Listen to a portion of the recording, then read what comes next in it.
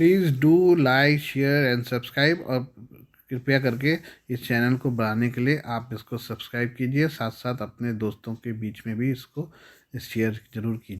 Good evening friends, आज की update कुछ इस प्रकार से है। चीन की अर्थव्यवस्था गहरे संकट में है। इसका असर पूरी दुनिया पर महसूस किया जा रहा है। दुनिया की दूसरी सबसे बड़ी अर्थव्यवस्था पिछले कुछ साल से लगातार नीचे गिर रही है। अब हाल की प्रॉपर्टी क्राइसिस ने स्थिति को और ज़्यादा बिगाड़ दिया है। इसका असर अब चीन के फाइनेंशियल सिस्टम पर पड़ना शुरू हो गया है। चीनी अर्थव्यवस्था ने अतीत में महत्वपूर्ण चुनौतियों पर काबू पाया है, लेकिन वर्तमान में उसे जिन आर्थिक संकटों का सामना करना पड़ रहा है, उनमें एक के साथ दूसरी जुड़ी हुई है। यही कारण है कि लगातार आर्थिक विफलता के इस कॉकटेल ने चीन की 40 साल लंबे सफल विकास मॉडल को पूरी तरह से तहस-नहस करना शुरू कर दिया है। कहा जा रहा है कि चीनी अर्थव्यवस्था को राष्ट्रपति शी जिनपिंग की बीमारी लग गई है, जिसके जरिए वो आक्रामक नीतियों के जरिए चीन को सुपरपावर बनाने का प्रयास कर रहे हैं। क्या मंदी की ओर बढ़ रहा है चीन? अर्थशास्त्रियों का कहना है कि वर्षों से प्रॉपर्टी के क्षेत्र पर चीन की अत्यधिक निर्भरता, उसकी सख्त कोविड नीति ने आर्थिक वृद्धि में सबसे ज़्यादा बाधा डाली है। ये इस हद तक उसे अपनी विकास दर को बनाए रखने के लिए सरकार से बड़े पैमाने पर प्रोत्साहन की जरूरत है। चीन की बिगड़ती आर्थिक स्थिति और देश को बाजार पर इसके असर ने वैश्विक स्तर पर भय का माहौल पैदा कर दिया है, जिससे विदेशी निवेश का दायरा काफ़ी कम हो गया है। इस बीच कई वैश्विक कंपनियां जो अभी तक मैन्युफैक्चरिंग को लेकर चीन पर निर्भर थी, वो तेज़ी से भारत, वियतनाम और थाईलैंड जैसे देशों में निवेश कर रही। चीन अभी भी पूरी दुनिया में वैश्विक मैन्युफैक्चरिंग का हब बना हुआ है, लेकिन चीन की पुरानी होती इंडस्ट्री और बूढ़े वर्कफोर्स ने भारत को एक एडवांटेज दिया है। भारत लगातार वैश्विक निर्माताओं को अपने देश में निवेश करने के लिए मना रहा है। इसके अलावा भारत के पास काफ़ी बड़ी संख्या में कार्यबल भी है, जिसने अपने काम की बदौलत खुद को दुनिया में सबसे तेज़ी से बढ़ते देश के रूप में स्थापित किया है। इसमें चीन के बिगड़ते विदेशी संबंधों ने भी बहुत बड़ी भूमिका अदा की है। अमेरिका के साथ चीन के व्यापार युद्ध ने पिछले कुछ वर्षों में अर्थव्यवस्था को काफ़ी नुकसान पहुंचाया है। यहाँ तक कि दुनिया की सबसे बड़ी अर्थव्यवस्था के संयोगों के साथ इसके संबंधों पर भी असर पड़ा है। हाल ही में वॉल स्ट्रीट जर्नल की रिपोर्ट में अर्थशास्त्रियों ने संकेत दिया कि चीन मंदी के एक लंबे चरण में प्रवेश कर रहा है। आशंका की चीन की ये मंदी दशकों नहीं तो वर्षों तक चल सकती है। अधिकांश अर्थशास्त्रियों का मानना है कि इस बार मंदी सिर्फ आर्थिक कमजोरी का दौर नहीं है, और यह सचमुच चीनी अर्थव्यवस्था को तोड़ सकती है। आशंका है कि इस मंदी के कारण चीन की अर्थव्यवस्था कम से कम 25% तक सिकुड़ सकती है। अगर ऐसा होता है तो इसे चीन के लिए बड़ी त्रासदी के रूप में देखा जाएगा। मंदी आने से चीन को अपने तमाम विकास कार्यों को रोकना पड़ेगा, जिसमें राष्ट्रपति शी जिनपिंग की महत्वाकांक्षी बेल्ट एंड रोड इनिशिएटिव भी शामिल है। चीन जिस जोखिम का सामना कर रहा है, उसका एक हिस्सा उसके कर्ज में भारी वृद्धि से संबंधित है। ब्लूमबर्ग की रिपोर्ट के अनुसार 2023 की पहली तिमाही में चीन का कुल डेब्ट टू जीडीपी अनुपात 279% था। इसके अलावा बैंक फॉर इंटरनेशनल सेटलमेंट के आंकड़ों से पता चलता है कि सरकार और राज्य के स्वामित्व वाली कंपनियों के विभिन्न स्तरों पर चीन का कुल कर्ज 2022 तक देश की जीडीपी का लगभग 300% हो गया है। विशेषज्ञों के अनुसार ये उच्च ऋण वर्षों से बुनियादी ढांचे, संपत्ति बाजार में अत्यधिक निवेश के साथ साथ घटती मांग और बढ़ती कीमतों का परिणाम है। आइए अब हम फारस की खाड़ी के बारे में बात करें। फारस की खाड़ी में अमेरिका और ईरान के बीच तनाव चरम पर है। अमेरिका ने इस इलाके में 2 नए युद्धपोतों के साथ 3000 नए सैनिकों को तैनात किया है। इसके जवाब में ईरान भी लगातार शक्ति प्रदर्शन कर रहा है। हाल में ही ईरानी नौसेना के ड्रोन और स्पीड बोटों को एक अमेरिकी युद्धपोत को घिरते हुए देखा गया है। इससे अंदाजा लगाया जा रहा है कि अगर हालत नहीं सुधरे तो इस क्षेत्र में ईरान और अमेरिका के बीच कभी भी बड़ा सैन्य टकराव हो सकता है। अमेरिका का आरोप है कि ईरान जानबूझकर अमेरिका और उसके सहयोगियों के जहाज़ों को परेशान कर रहा है। वहीं ईरान का दावा है कि वह सिर्फ उन्हीं जहाज़ों के खिलाफ एक्शन ले रहा है जिससे ईरान की सुरक्षा को खतरा है। वीडियो में दिखाया कि फारस की खाड़ी में अमेरिकी हेलीकॉप्टर वाहक युद्धपोत को ईरानी नौसेना ने घेर लिया है। इसमें ईरानी नौसेना के ड्रोन और स्पीड बोट शामिल है। ईरान के इस्लामिक रिवोल्यूशनरी गार्ड कोर ने शनिवार को यूएसएस बाटन को घेरने का वीडियो जारी किया है। इस वीडियो में अमेरिकी युद्धपोत यूएसएस बाटन के डेक पर कई हेलीकॉप्टर खड़े हुए दिखाई दे रहे हैं। इस युद्धपोत के साथ यूएसएस कार्टर हाल लैंड डॉकिंग जहाज भी था, जिसमें 4,000 सैनिक सवार थे। ईरानी मीडिया का दावा है कि अमेरिकी युद्धपोत उसके जल क्षेत्र में प्रवेश करना चाहते थे। ऐसे में आईआरजीसी ने तत्काल चेतावनी देने के लिए ड्रोन और स्पीड बोट भेजकर अमेरिकी हेलीकॉप्टर वाहक पोत और लैंड डॉकिंग पोत को पीछे हटने में मजबूर कर दिया। अमेरिका ने ईरान के इस वीडियो पर अभी तक कोई टिप्पणी नहीं की है। ये वीडियो इसलिए हैरान करने वाला है कि इसमें ईरानी जहाज़ों को विशाल अमेरिकी युद्धपोतों के बिल्कुल करीब दिखाया गया है, जबकि ड्रोन उसके ऊपर से उड़ान भरते नजर आए थे। इनमें से कई ऐसे भी ड्रोन थे जो हथियारों से लैस थे। अमेरिका फारस की खाड़ी में लगातार अपनी उपस्थिति बढ़ा रहा है। अमेरिका को डर है कि उसकी सैन्य अनुपस्थिति से इस इलाके में ईरान को बढ़त मिल सकती है।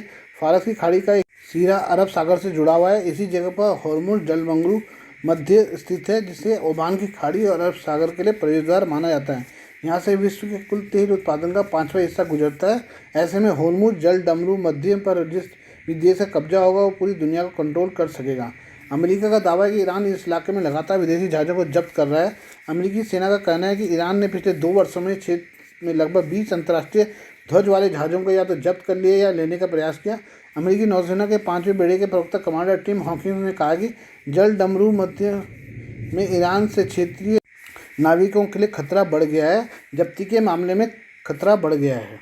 प्रधानमंत्री नरेंद्र मोदी ब्रिक्स की 15वीं शिखर सम्मेलन में भाग लेने के लिए मंगलवार को सुबह दक्षिण अफ्रीका के लिए प्रस्थान करेंगे। वहां से 25 अगस्त को एक दिन की आधिकारिक यात्रा पर यूनान जाएंगे। विदेश सचिव विनय मोहन क्वात्रा ने सोमवार को यहां विदेश मंत्रालय में विशेष मीडिया ब्रीफिंग में प्रधानमंत्री की इस यात्राओं के बारे में जानकारी दी। उन्होंने बताया कि पीएम मोदी मंगलवार को नई दिल्ली से सुबह जोहान्सबर्ग के लिए रवाना होंगे और वहां 22 से 24 अगस्त के दौरान ब्राज़ील, रूस, भारत, चीन, दक्षिण अफ्रीका की 15वीं शिखर बैठक के कार्यक्रम में भाग लेंगे।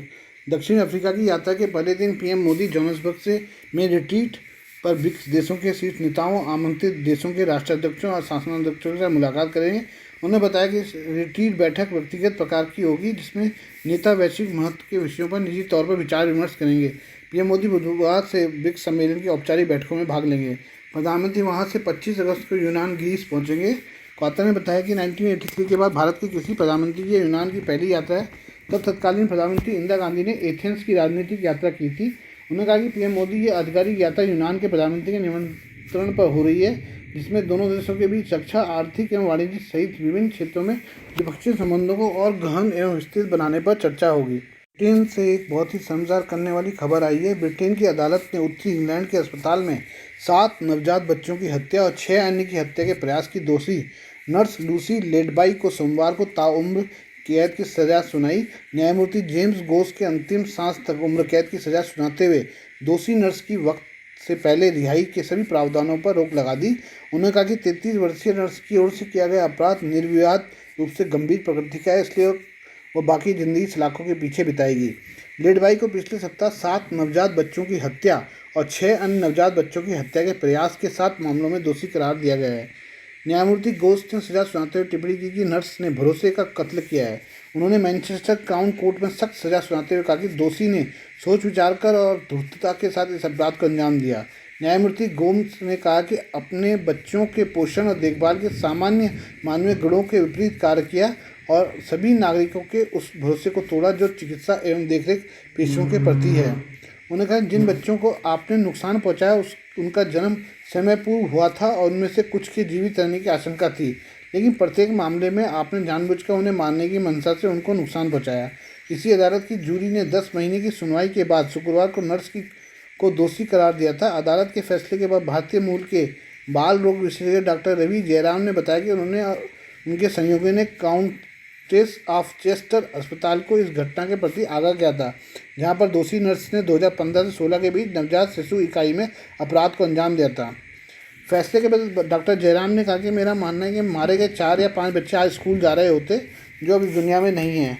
जिन माता पिता के बच्चे लेडबाई के अपराध के शिकार हुए थे उन्हें सजा सुनाने के दौरान उन्हें मौजूद रहने से मना कर दिया गया था, जिसकी वजह से वे नाराज दिखे। ब्रिटिश प्रधानमंत्री ऋषि सुनक ने नर्स की इस कायराना हरकत की निंदा की। उन्होंने कहा कि उनकी सरकार कानून में बदलाव करने पर विचार कर रही है, जिससे अपराधी दोषी पाए जाने पर पीड़ितों का अनिवार्य रूप से सामना करे। सुनवाई के दौरान सामने आया कि लेडबाई ने जानबूझकर बच्चों को खाली इंजेक्शन दिया, दूसरों का दूध जबरन पिलाया और 2 बच्चों को इंसुलिन देकर मारा। आइए हम राष्ट्रपति सिरिल रामाफोसा के बारे में बात करें। राष्ट्रपति सिरिल रामाफोसा ने रविवार को राष्ट्र के नाम एक राष्ट्रीय संबोधन दिया, जिसमें उन्होंने पुष्टि की कि दक्षिण अफ्रीका ने ब्रिक्स की सदस्यता के विस्तार का समर्थन करता है। आगे कहा कि ब्रिक्स का मूल्य उसके वर्तमान सदस्यों के हितों से परे है। अपने प्रयासों को और अधिक प्रभावी बनाने के लिए ब्रिक्स को अन्य देशों के साथ साझेदारी बनाने की जरूरत है जो उसकी आकांक्षाओं और दृष्टिकोणों को साझा करते हैं। ब्रिक्स का सदस्य बनने के लिए 22 देशों के आवेदन का यह मुद्दा 5 ब्रिक्स देशों के नेताओं के एजेंडे में है, जो ब्रिक्स सम्मेलन के 15वें संस्करण के लिए इस हफ्ते बुधवार को जोहान्सबर्ग में मिलेंगे। ब्रिक्स ब्राज़ील, रूस, भारत, चीन और दक्षिण अफ्रीका का एक समूह है। विस्तारित ब्रिक्स विभिन्न राजनीतिक प्रणालियों वाले देशों के एक विविध समूह का प्रतिनिधित्व करेगा, जो अधिक संतुलित वैश्विक व्यापार की समान इच्छा साझा करते हैं। रामाफोसा ने कहा है कि वह शिखर सम्मेलन में अफ्रीका, कैरिबियन, दक्षिण अमेरिका, मध्य पूर्व, पश्चिम एशिया, दक्षिण एशिया और दक्षिण पूर्व एशिया के कई अन्य नेताओं को भागीदारी का स्वागत करते हैं। राष्ट्रपति रामाफोसा ने कहा कि यह ब्रिक्स शिखर सम्मेलन विशेष रूप से महत्वपूर्ण है क्योंकि यह तब आयोजित किया जा रहा है जब दुनिया मूलभूत चुनौतियों का सामना कर रही है जो आने वाले वर्षों में अंतर्राष्ट्रीय घटनाओं की दिशा निर्धारित करने के लिए बाध्य है। हमारी दुनिया तेजी से जटिलताएं बढ़ रही हैं। रामाफोसा ने पुष्टि की कि दक्षिण अफ्रीका एक खुली और नियमों आधारित वैश्विक शासन, व्यापार, वित्तीय और निवेश प्रणाली की वकालत करना जारी रखता है। राष्ट्रपति ने अपने संबोधन में कहा कि हमने खुद को वैश्विक शक्तियों में से किसी एक के साथ या राष्ट्रों के प्रभावशाली गुट के साथ जोड़ने के दबाव का विरोध किया है, जबकि हमारे यहाँ कुछ आलोचक अपने राजनीतिक और वैचारिक विकल्पों के लिए खुला समर्थन पसंद करते हैं। हम वैश्विक शक्तियों के बीच प्रतिस्पर्धा में नहीं फंसेंगे। रामाफोसा ने उस दबाव को भी और इशारा करते हुए कहा जो पहले यूक्रेन पर रूसी आक्रमण की निंदा करने के लिए दक्षिण अफ्रीका पर डाला गया था। रामाफोसा ने कहा कि ब्रिक्स सदस्य होने से न केवल दक्षिण अफ्रीका बल्कि बड़े पैमाने पर अफ्रीकी महाद्वीप के लिए सकारात्मक अवसर पैदा होंगे। दक्षिण अफ्रीका ने हमेशा ब्रिक्स के भीतर अफ्रीका के हितों की वकालत की है। हम ब्रिक्स और अफ्रीका के बीच साझेदारी बनाना चाहते हैं ताकि हमारा महाद्वीप बड़े हुए व्यापार, निवेश और बुनियादी ढांचे के विकास के अवसरों को अनलॉक कर सके। ब्रिक्स एक अंतर्राष्ट्रीय समूह है जिसमें चीन, भारत, रूस, ब्राज़ील और दक्षिण अफ्रीका शामिल हैं। 15वां ब्रिक्स शिखर सम्मेलन इस साल 22 से 24 अगस्त तक जोहान्सबर्ग में आयोजित होगा। दक्षिण अफ्रीका ब्रिक्स का मौजूदा अध्यक्ष है। आज के लिए बस इतना ही। बाकी मिलते हैं कल आपसे नई खबरों के साथ। धन्यवाद।